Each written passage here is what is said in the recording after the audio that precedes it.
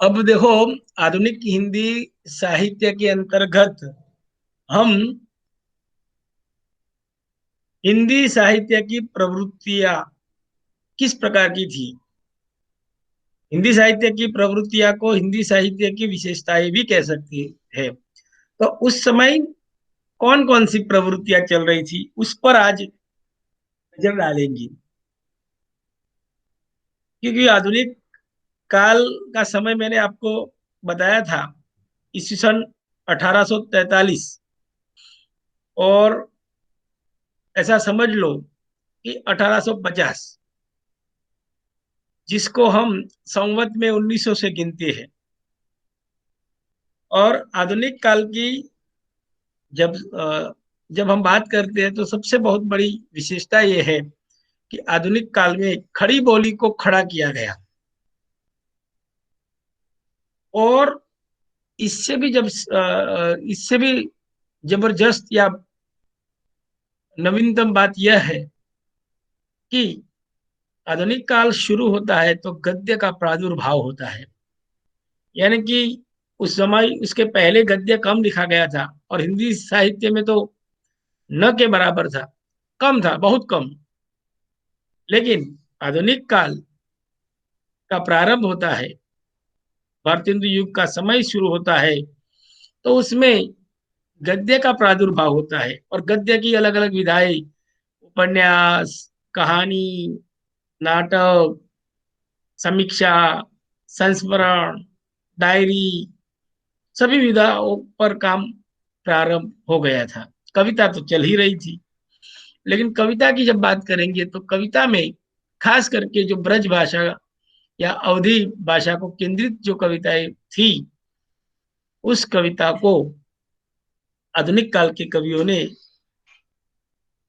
नकारा तो नहीं कह सकते, लेकिन उनको छोड़कर खड़ी बोली में अपनी रचनाएं लिखने का प्रारंभ कर दिया था। अब हम आधुनिक हिंदी साहित्य के इतिहास की कुछ प्रवृत्तियों पर प्रकाश डालेंगे।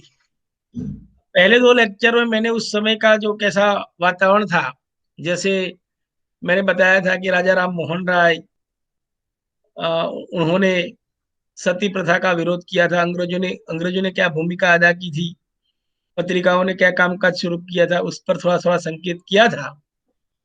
लेकिन अब हम जो चर्चा करेंगे कि आधुनिक हिंदी साहित्य में या इतिहास में आधुनिक हिंदी साहित्य की प्रवृत्तियां क्या थी, यानी कि प्रवृत्ति यानी कि मुख्य विशेषताएं क्या थी। तो कुछ मुद्दे हैं तो उसकी चर्चा हम करेंगे। एक तो मैंने आपको अभी बता दिया था कि नूतन प्रवृत्तियों का प्रादुर्भाव हुआ, या नूतन प्रवृत्तियों का आविर्भाव सर, हुआ। नूतन का मतलब क्या होता है? नई नई, नूतन यानी कि नया, नूतन, नया, ख्याल आ गया। नूतन का मतलब नया, नूतन प्रवृत्ति क्या है कि नई प्रवृत्तियों का प्रादुर्भाव हुआ। और अब है पहली प्रवृत्ति। पहली प्रवृत्ति का नाम आपको लिखना है या याद रखना है तो याद रख सकती है कि साहित्यिक भाषा के रूप में खड़ी बोली की प्रतिष्ठा, जो मैंने अभी आपको समझाया था कि सबसे बड़ी विशेषता ये रही है आधुनिक काल की कि साहित्यिक जो भाषा थी, जो साहित्य की जो भाषा थी, वो खड़ी बोली स्थान लेने लगी। आपको मैंने पहले लेक्चरों में या इसके पहले भी मैंने आपको पढ़ाया है कि रामचरितमानस, भक्ति काल की बात करेंगे तो रामचरितमानस अवधि में तुलसीदास ने लिखा है, ब्रज में सुरसागर लिखा गया सूरदास के द्वारा। और इसी प्रकार जायसी ने पद्मावत लिखा। तो वो अवधि और ब्रज को लेकर लिख रही थी। लेकिन आधुनिक काल की प्रमुख विशेषता और जबरदस्त विशेषता ये रही है कि खड़ी बोली, और खड़ी बोली का मतलब होता है एकदम शुद्ध हिंदी। जो खड़ी बोली मेरठ के आसपास बोली जाती थी, वही हिंदी में काम होने लगा। अब जो मैं बोल रहा हूँ, आप जो हमसे बात कर रहे हैं, वो खड़ी बोली है। और वो तो भाषा विज्ञान में आप लोगों ने इस खड़ी बोली के उद्भव विकास को पढ़ाई है, उस पर मैं ज्यादा और नहीं और आप लोगों का ध्यान आकर्षित करना चाहूंगा। लेकिन मैं जरूर ये कहना चाहूंगा कि खड़ी बोली अ, आधुनिक हिंदी साहित्य में, आधुनिक काल में वो साहित्य की भाषा बनी। उसके पहले तो आपको मैंने बता दिया कि क्या परिस्थिति थी।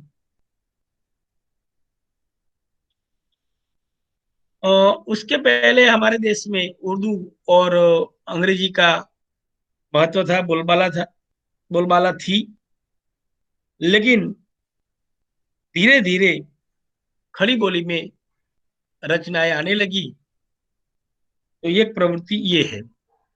अब दूसरी प्रवृत्ति जो महत्वपूर्ण प्रवृत्ति है कि गद्य और एवं अन्य विधाओं का विकास। देखो, मैंने आपको पहले भी बता दिया था कि आधुनिक हिंदी साहित्य की दूसरी महत्वपूर्ण विशेषता ये हुई कि गद्य का प्रादुर्भाव। पद्य तो हमारे यहाँ 3 4 3,500 सालों से चल रहा था।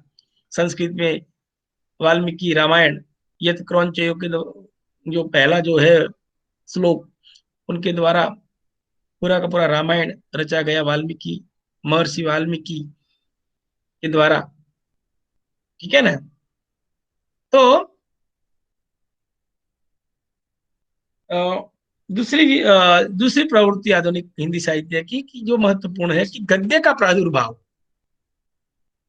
खड़ी बोली का विकास, गद्य का प्रादुर्भाव और गद्य के साथ साथ अन्य विधाओं का विकास, ये दूसरी महत्वपूर्ण विशेषता है। तो मैंने अभी बताया था आप लोगों को कि आधुनिक काल की बात करेंगे और उनके प्रारंभ की बात करेंगे, तो दूसरी महत्वपूर्ण विशेषता ये रही कि भाई गद्य का विकास। गद्य के अंतर्गत उपन्यास हिंदी साहित्य में आने लगा। ये आधुनिक काल की देन है भाई, इसके पहले उपन्यास नहीं था। और वैसे भी उपन्यास और कहानी, कहानी तो हमारे यहाँ थी, लेकिन उपन्यास को पाश्चात्य देन मानी जाती है। उपन्यास बाहर से आया है। ढेर सारी आधुनिक गद्य की विधाएं भारत की नहीं है, पाश्चात्य देशों की देन है। ये भी आपको याद रखना पड़ेगा। यानी कि पद्य का प्रयोग बंद नहीं हुआ, पद्य के साथ साथ का गद्य का प्रादुर्भाव हुआ। अब गद्य में कौन कौन सी चीजें आई? तो कहानी आई, उपन्यास आया, उसके बाद एकांकी आए, नाटक आए, निबंध आए, निबंध समालोचना आई, रिपोर्ताज, रेखा चित्र, जीवनी, आत्मकथा आदि पर साहित्य लिखने लगा और उसका प्रादुर्भाव हुआ। तो ये दूसरी महत्वपूर्ण विशेषता रही है आधुनिक काल की। ओके, अब हम तीसरी बात करेंगे। तीसरी विशेषता क्या थी? आधुनिक काल की प्रवृत्ति कौन सी थी? तो आधुनिक काल की तीसरी महत्वपूर्ण विशेषता थी जन संस्कृति का विकास। मित्रों, आप सबको मालूम है कि ये आधुनिक काल के पहले रीति काल में, और रीतिकालीन कवियों की मानसिकता सामंती संस्कृति या सामंतीवादी थी, या सामंतीवादी संस्कृति की थी।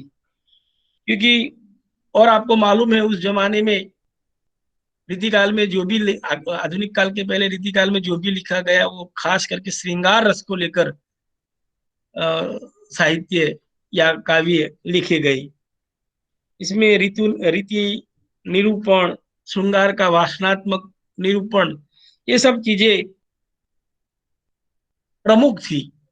लेकिन जैसे ही आधुनिक काल का प्रारंभ होता है, तो वहां बहुत बढ़िया बात है कि जन संस्कृति का विकास हुआ। जन यानी कि आम जनता पर साहित्य लिखा जाने लगा। ये बहुत बड़ी महत्वपूर्ण देन है। सामंतीवादी संस्कृति या रीतिकालीन सामंतीवादी संस्कृति दूर हटने लगती है, और जन संस्कृति, हम जैसे लोग, हमारे सामान्य जैसे लोग हैं, उन पर भी मतलब कि साहित्य लिखा जाने लगा। जैसे कि जन सामान्य के घुटन, उनकी पीड़ा, उनकी वेदना, उनका अस्तित्व, उनके पलायनवाद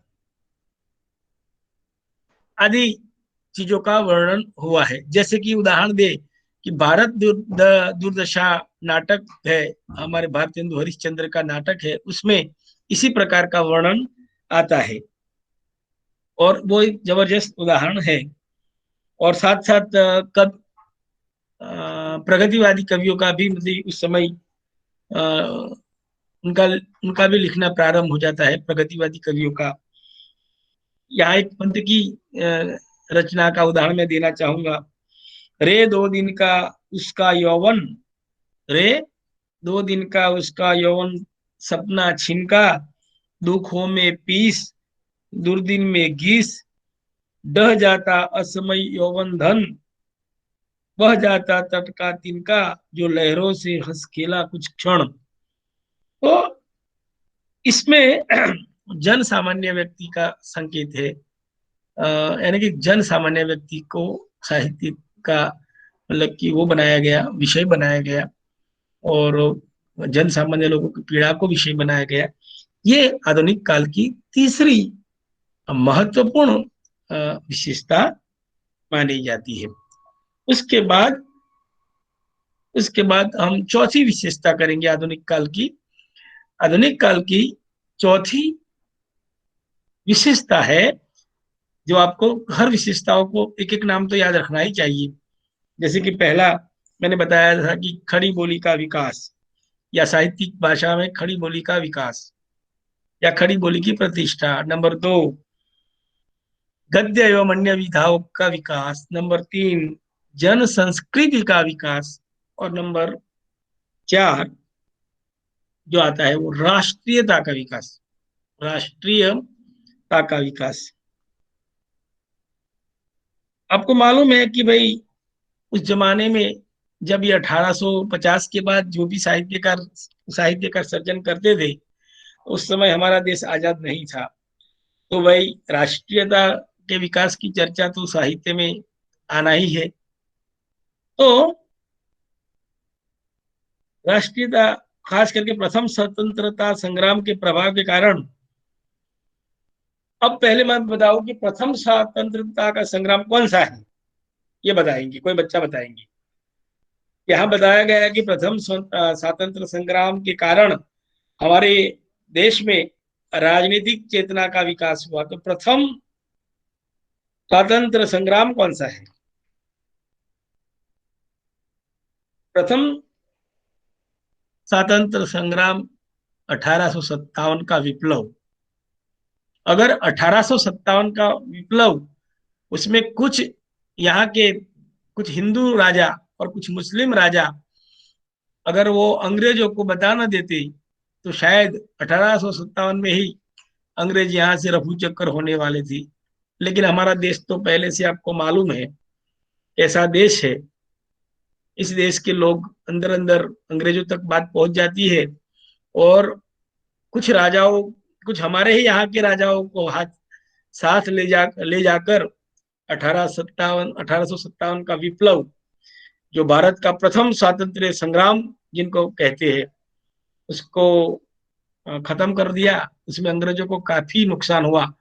उस समय अंग्रेज हिल गए थे, डर गए थे कि इस देश में अगर रहना है तो इन लोगों के साथ मिलकर रहना पड़ेगा।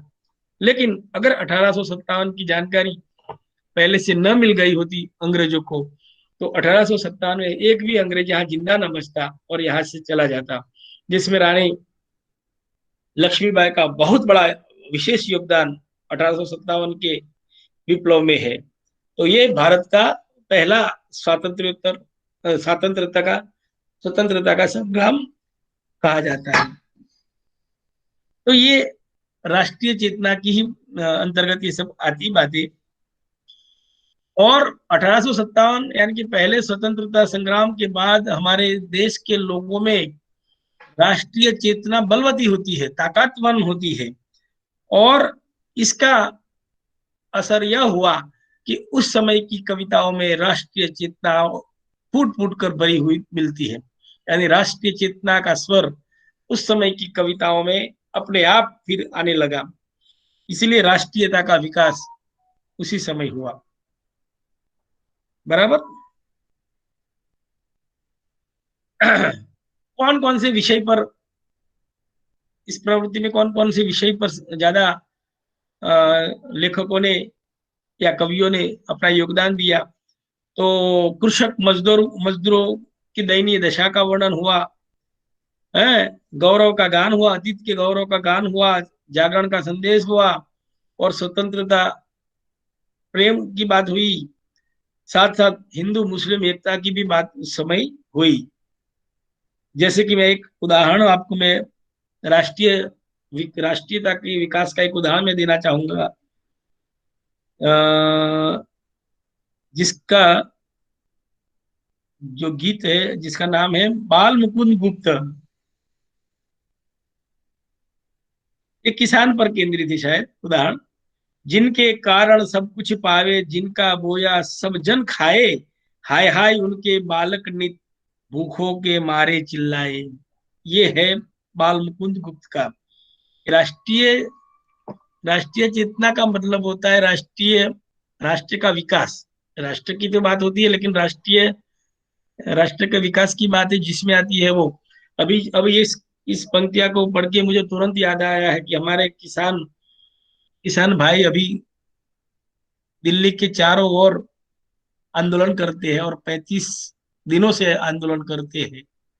और वो आंदोलन अभी भी जारी है, और कोई नतीजा नहीं निकला उसमें। ऐसा ऐसा माना जाता है कि 35 से 40 किसान वहाँ, बहुत, यहाँ गुजरात में इतनी ठंड हो रही है तो वहाँ कितनी ठंड हो रही है, वहाँ किसान मर गए हैं, लेकिन किसान की अभी सुनवाई नहीं हुई है। तो ये किसान की जब बात आती है, और यहाँ किसान की बात आई, तो ये आपको आज अभी जो आंदोलन चल रहा है उसका जिक्र करना बिल्कुल आवश्यक है।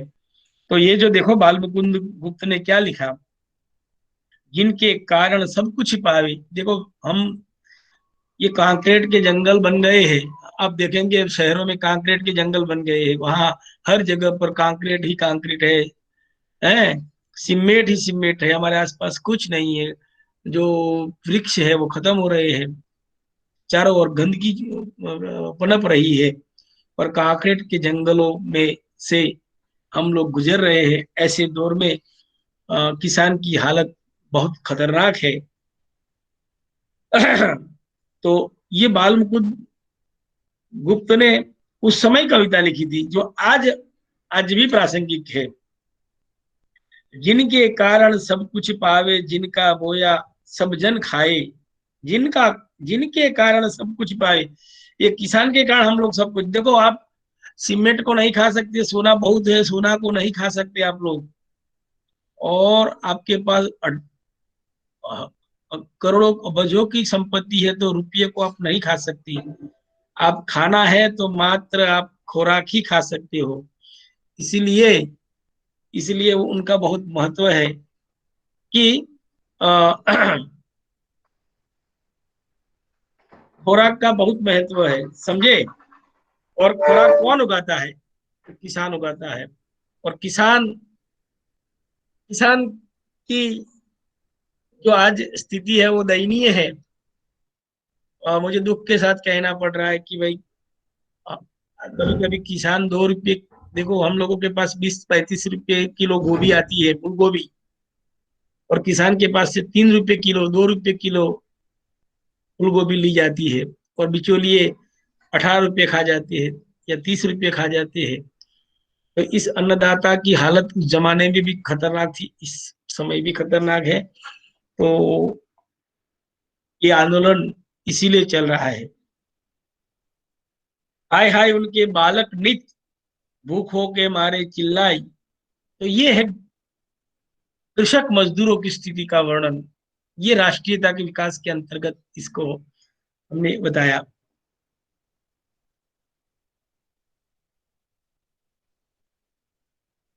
अब एक और एक विशेषता की मैं बात करना चाहूंगा राष्ट्रीयता के विकास के बाद, सामाजिक चेतना। आधुनिक काल प्रारंभ होता है तो सामाजिक चेतना किस प्रकार सामाजिक चेतना की स्थिति होती है और कैसे सामाजिक चेतना उभर कर आती है और किस प्रकार परिवर्तन आता है सामाजिक चेतना का, और वो चेतना का वर्णन उस समय के कवियों ने, लेखकों ने उसमें किया था।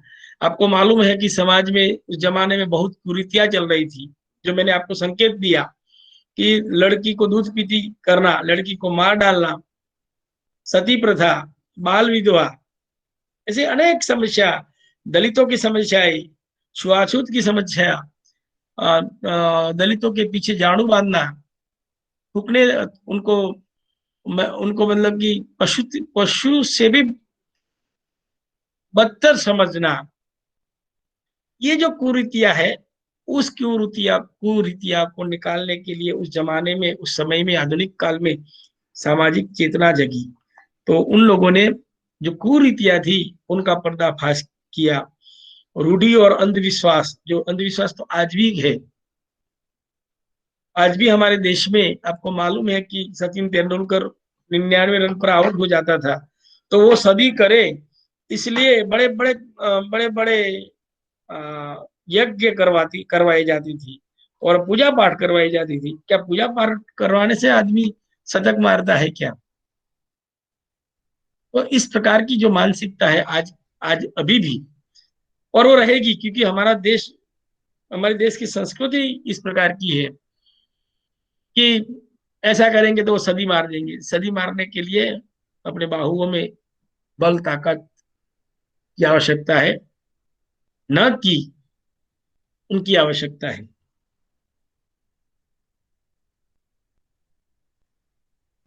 साथ साथ जो पाश्चात्य संस्कृति का अंधानुकरण किया जा रहा था, उन उनका भी विरोध आधुनिक काल के साहित्य में देखने को मिलता था, यानी कि पश्चिमीकरण का विरोध।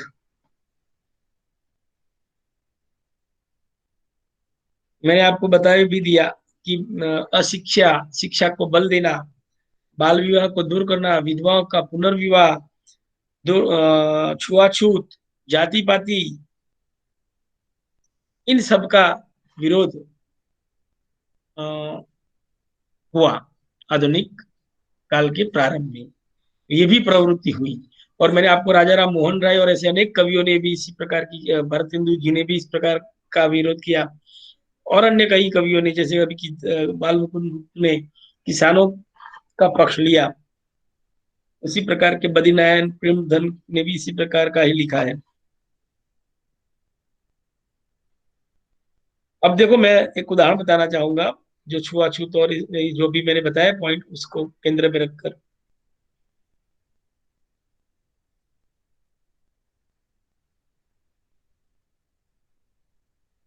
बहुत सुंदर बात है कि जब आप लोग अपने आप को आर्य कहलवाते हो और आप इस प्रकार के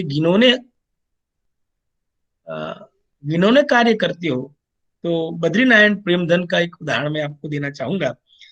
प्रचलित हाय अंध परिपाटी, प्रचलित हाय अंध परिपाटी, पर तुम चलते जाते आर्य वंश को लज्जित करके कुछ भी नहीं लजाते। मतलब कि तुम तो आर्यवर्त की बातें करते हो, लेकिन तुमको कोई लज्जा नहीं आती हो, और तुम प्रचलित जो अंधविश्वास है उसी पर चलते हो। और उसी प्रकार एक और उदाहरण है, और वो जो दूसरी चीज बताते हैं, उदाहरण बताता है कि पढ़ी विद्या परदेश की बुद्धि विदेशी पाई। आपको मालूम है, अभी यहाँ से जो परदेश में पढ़ने जाते हैं वो बात ठीक है, लेकिन उस जमाने में, जब अंग्रेजों के जमाने में भी लोग लंदन और महात्मा गांधी कहाँ पढ़ने गए थे, गए थे ना बाहर। तो उस जमाने में हमारे यहाँ जितने राजा रजवाड़े के लोग और अच्छे धन संपत्ति वाले लोग बाहर पढ़ने जाते थे, इंग्लैंड बिंग्लैंड। तो और फिर वहां की संस्कृति लेकर आती थी।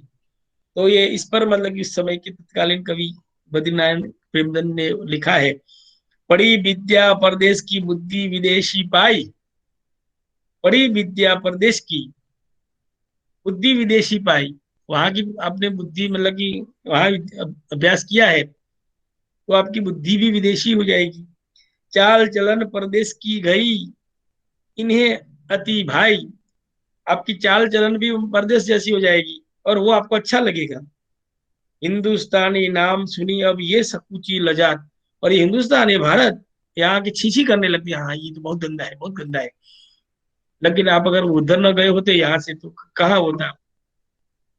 बाद में लिखा अंत में कवि ने कि भारतीय सब वस्तु ही सो ये हाथ गिनात गिनत गिनात, यानी कि हमारे भारतीय चीजों की वो उपेक्षा करते हैं। और अंत में एक और तो बहुत से मुद्दे, 5 मुद्दे हैं, लेकिन हमारा समय भी जा रहा है। लेकिन मैं भी एक और बात मैं बताना चाहूंगा कि मर्यादित श्रृंगार का चित्रण एक अन्य विशेषता है। मर्यादित श्रृंगार का वर्णन आधुनिक काल में जो श्रृंगार का वर्णन हुआ वो कम हो गया। रीति काल तो पूरा श्रृंगार से भरा हुआ है।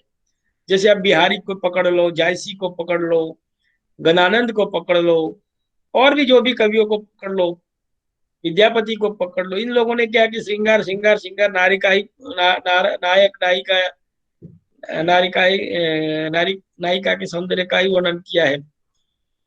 आप बिहारी को तो पढ़ चुके हैं, तो उसमें भी नायिका के सौंदर्य के बोध कैसे जाती है, कैसा सुंदर है, कैसा मुंह है, क्या कैसा नाक है, सब इसी पर ही दुनिया चली थी। लेकिन ये आधुनिक काल आते आते और आधुनिक काल का प्रारंभ हो जाता है तो श्रृंगार रस जो है वो मर्यादित हो जाता है। वो जो प्रमुख रूप में था वो गौण रूप में हो जाता है। यानी कि अब श्रृंगार का वर्णन तो आता है, लेकिन जिस प्रकार रीतिकाल में जिस प्रकार का श्रृंगार का वर्णन मिलता था, श्रृंगार को ही मुख्य केंद्र में रखकर बातें लिखी जाती थी, तो आधुनिक काल में इस प्रकार की बातें नहीं लिखी गई। हाँ, श्रृंगार को निकाल नहीं दिया, लेकिन श्रृंगार एक मर्यादित हो गया। तो मर्यादित श्रृंगार का वर्णन आपको आधुनिक काल में दिखाई देगा। तो मैं आज इतना ही रखना चाहूंगा। और मैं समझता हूं कि आप लोगों को अ, मेरी बातें समझ में आई होगी। और बाकी की जो आधुनिक काल की जो अन्य प्रवृत्तियां हैं वो मैं अगले लेक्चर में आपको बताऊंगा। ओके, धन्यवाद, नमस्कार।